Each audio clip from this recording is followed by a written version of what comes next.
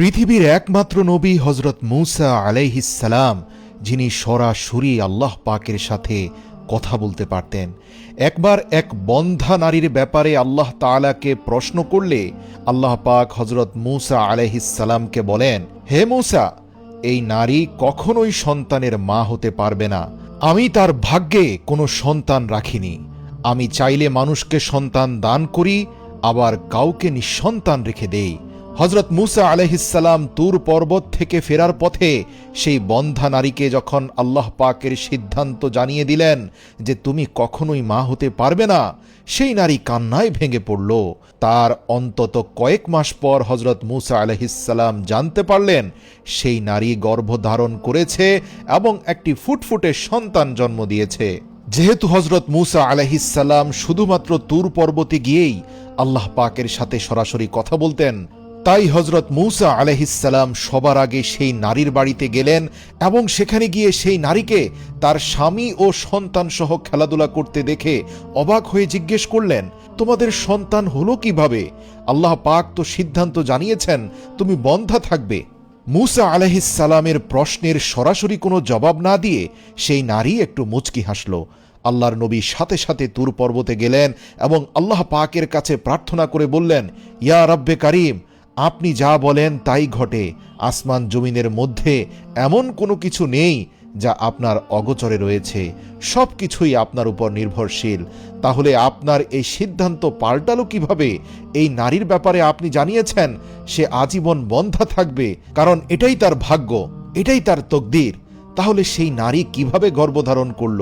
আল্লাহ তাআলা হজরত মূসা আলাইহিস সালামকে বললেন, ইয়া মূসা, তোমার এই প্রশ্নের উত্তরের পূর্বে আমার একটি শর্ত তোমাকে পালন করতে হবে। তখন আল্লাহ তাআলা হজরত মূসা আলাইহিস সালামকে মানুষের গোশত নিয়ে আসতে বললেন। আল্লাহ পাক বললেন, হে মূসা, আমার আশেক, আমার প্রেমিক এমন কোনো বান্দা আছে কি যার কাছ থেকে তুমি আমার জন্য তার শরীরের গোশত নিয়ে আসতে পারো? যখন আল্লাহ তাআলা কোনো নবী রাসূলকে কোনো কিছুর হুকুম দিতেন, তখন কেউ আল্লাহ তাআলার কাছে কোনো প্রশ্ন করতে পারত না।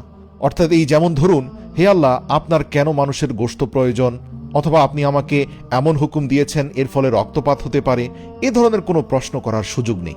কেননা আল্লাহ পাক পবিত্র কোরআনে বলেছেন, ইয়ালামু মা বাইনা আইদিহিম ওয়া মা খালফাহুম ওয়ালা ইউহিতুনা বিশাইইম মিন ইলমিহি ইল্লা বিমা শাআ।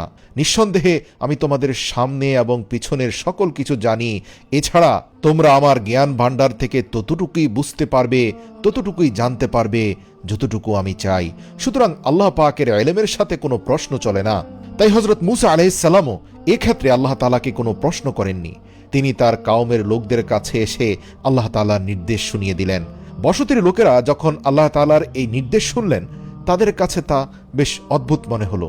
তারা উল্টো বিভিন্ন প্রশ্ন করতে থাকলো। আর আমরা জানি হজরত মূসা আলাইহিস সালামের কাউম বনি ইসরাইল যথেষ্ট রূঢ় প্রকৃতির ছিল। তারা হজরত মূসা আলাইহিস সালামের এমন আবদারের কথা শুনে বলল, হে মূসা, তুমি তো দেখি অদ্ভুত ধরনের আবদার নিয়ে এসেছো, তুমি আমাদের রক্তপাতের কথা বলছো? তারা সবাই অস্বীকৃতি জানালো।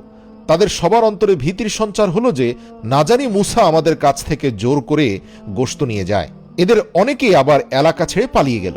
যখন মূসা আলাইহিস সালামের কাউমের কেউ তাদের শরীরের গোশত দিতে রাজি হচ্ছিল না, তখন হজরত মূসা আলাইহিস সালাম মনক্ষুণ্ণ হয়ে খালি প্লেট হাতে নিয়ে তুর পাহাড়ের দিকে রওনা দিচ্ছিলেন। হজরত মূসা আলাইহিস সালাম তুর পাহাড়ের কাছাকাছি যাওয়ার পথে তিনি এক আল্লাহ পাকের অলিকে দেখতে পেলেন। তিনি রাস্তার পাশে প্রখর রৌদ্রের নিচে চুপচাপ বসেছিলেন। তার চোখ বন্ধ ছিল, তার মুখমণ্ডল এবং দুই হাত আকাশের দিকে উঁচু করা ছিল, আর জবানে আল্লাহ পাকের অনবরত জিকির জপে যাচ্ছিলেন। হজরত মূসা আলাইহিস সালাম সেই দরবেশের নিকটে গেলেন এবং তাকে আল্লাহ তাআলার নির্দেশ শোনালেন। সেই দরবেশ তখন চোখ মেলে মূসা আলাইহিস সালামের দিকে তাকালো এবং নিজের হাত হজরত মূসা আলাইহিস সালামের দিকে বাড়িয়ে দিল আর বলল, এই নাও, আমি রাজি আছি, এ তো আমার সৌভাগ্য। সেই দরবেশ হজরত মূসা আলাইহিস সালামের হাত থেকে চাকু নিলেন এবং নিজের হাত থেকে পরিমাণ মতো গোশত কেটে হজরত মূসা আলাইহিস সালামের প্লেটের উপর রাখলেন। এরপর হজরত মূসা আলাইহিস সালাম তুর পাহাড়ের দিকে রওনা দিলেন। হজরত মূসা আলাইহিস সালাম কিছু দূর যাওয়ার পর সেই দরবেশ তাকে পেছন থেকে ডাক দিলেন আর বললেন, হে মূসা, হয়তো আল্লাহ তাআলা ঘাড়ের গোশত চেয়েছেন, এই কথা বলে দরবেশ নিজের ঘাট থেকে গোশত কেটে হজরত মূসা আলাইহিসসালামের প্লেটের উপর রাখলেন। হজরত মূসা আলাইহিসসালাম পুনরায় তুর পাহাড়ের দিকে রওনা দিলেন। কিছু দূর যাওয়ার পর সেই দরবেশ তাকে পুনরায় আবার ডাক দিলেন, আর এবার বললেন, হে মূসা, আমি কি করে নিশ্চিত হতে পারি যে আল্লাহ পাক ঠিক কোন অঙ্গের গোশত চেয়েছেন?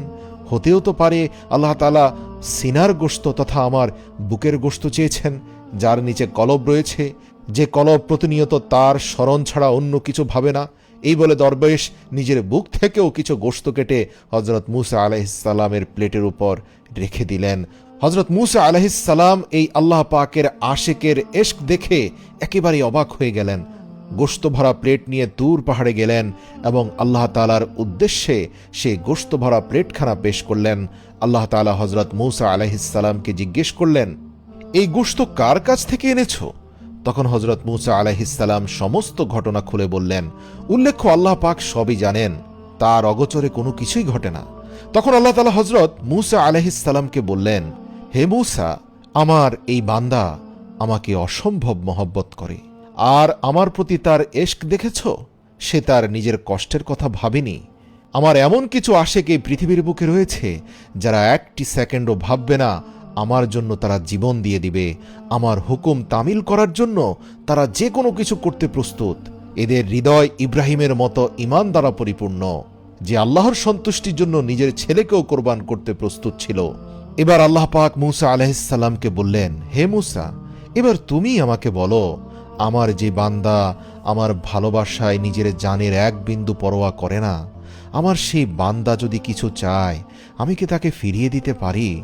জবাবে হজরত মূসা আলাইহিসসালাম বললেন, ইয়া আল্লাহ, নিঃসন্দেহে আপনি আপনার এই সকল আশেক বান্দার দোয়া কবুল করে থাকেন। এরপর হজরত মূসা আলাইহিসসালাম পুনরায় আল্লাহকে প্রশ্ন করলেন, ইয়া আল্লাহ, কিন্তু সেই নারীর সন্তান গর্ভধারণ করার বিষয়টা এখনো আমার জেহানে পরিষ্কার হয়নি। আপনার এই আশেক দরবেশের সাথে সেই নারীর দোয়া কবুল হওয়ার ঘটনাটি কি কোনোভাবে সম্পৃক্ত রয়েছে? তখন আল্লাহ রাব্বুল আলামিন বললেন, ইয়া মূসা, তুমি যখন তুর পর্বত থেকে ফেরার পথে সেই নারীকে তার বন্দা হওয়ার চূড়ান্ত সিদ্ধান্ত জানিয়ে দিলে, তার তকদিরের ফয়সালা জানিয়ে দিলে, তখন সে নারী কান্নায় ভেঙে পড়ল এবং মনে মনে বলতে থাকল, হে আল্লাহ, আমার এমন কি অপরাধ যে আমাকে আজীবন বন্ধা কাটাতে হবে? আমি কখনোই সন্তানের মুখ দেখতে পারবো না। অশ্রুসিক্ত নয়নে সেই মহিলা যখন শোক পালন করছিল, ঠিক এরই মধ্যে আমার এই আশেক সেই নারীর নিকট গেল এবং তার কাছে খাবার চাইল।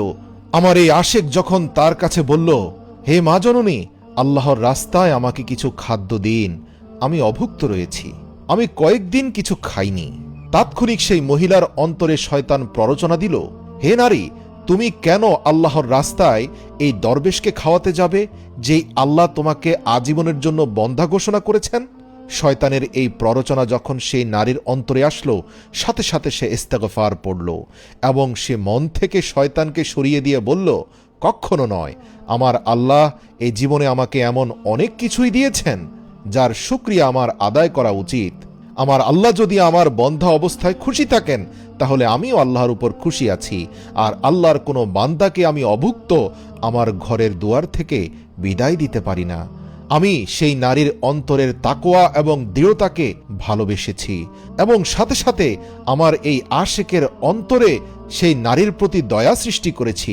আমার এই আশেক আমার কাছে হাত তুলে সেই নারীর সন্তানের জন্য দোয়া করল, আমি তার দোয়া ফিরিয়ে দিতে পারিনি, আর এ কারণে আমি সেই মহিলার তাকদীরকে পরিবর্তন করে দিয়েছি। আমার যে বান্দা আমার জন্য নিজেকে কোরবানি করার সিদ্ধান্ত নেয়, আমি কিভাবে তার দোয়া কবুল না করে থাকতে পারি? এই নারী এবং আমার এই আশেক, এরা উভয় ছিল আমার পরীক্ষায় উত্তীর্ণ দুজন বান্দা। এদের একজন শয়তানের প্ররোচনার বিরুদ্ধে পরীক্ষায় উত্তীর্ণ হয়েছে, আরেকজন আমার রাস্তায় জীবন দিতে প্রস্তুত রয়েছে। সুবহানাল্লাহ। হযরত মূসা আলাইহিসসালাম আল্লাহ তাআলার এই কথা শুনে খুবই খুশি হলেন। প্রিয় মুসলিম ভাই ও বোনেরা, এই ছোট্ট ঘটনা থেকে আমরা একটা শিক্ষাই লাভ করতে পারি যে আল্লাহ তাআলা আমাদেরকে যা কিছু নিয়ামত দান করেছেন তার উপর শুকরিয়া আদায় করা উচিত এবং সব সময় অন্যের সাহায্য করা উচিত। মনে রাখবেন, অন্তরে শয়তান প্ররোচনা দিবেই। অন্তর এমন এক বিরান ভূমি যেখানে শয়তানের আসা যাওয়ার অনুমতি রয়েছে। তাই আপনার বিবেককে প্রশ্ন করতে হবে, আপনি শয়তানের প্ররোচনা গ্রহণ করবেন কি করবেন না। ইয়া আল্লাহ, আপনি আমাদেরকে বিতাড়িত শয়তানের হাত থেকে রক্ষা করুন। আমিন।